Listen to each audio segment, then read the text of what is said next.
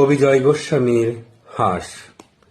তুমি জানতে না বুঝি, আসলে স্নিগ্ধতা হলো একটি বর্ষাকাল। কেউ বলেনি তোমাকে সে এমনই এক বর্ষাকাল। সে নিজের ইচ্ছে মতো সারা বছর ভেসে বেড়াতে পারে, ভেসে বেড়ায় আকাশে। এক এখানে বৃষ্টি হলো তো কাল ওখানে বাদলা, সেই সঙ্গে থেকে থেকে ঝোড়ো হাওয়া আর ঘূর্ণি বাতাস তো আছে। আমি চোখ বন্ধ করলে দেখতে পাই, যে বৃষ্টি শুরু হলো অমনি বাচ্চারা সব হাত ছাড়িয়ে ছুট লাগালো মাঠে ঘাটে।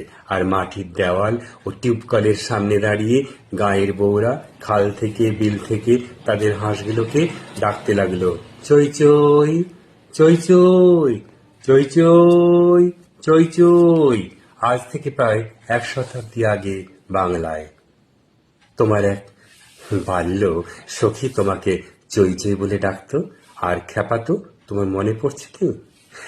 আজ এই জন্মে তুমি শীতের দেশের হাঁস। কোনো সরোবর থেকে কোথায় কোনো সরোবর সাঁতার কাটতে যাও, সমুদ্রের প্রসমুদ্র পেরিয়ে উড়ে চলো কত দূর দূর সব দেশ।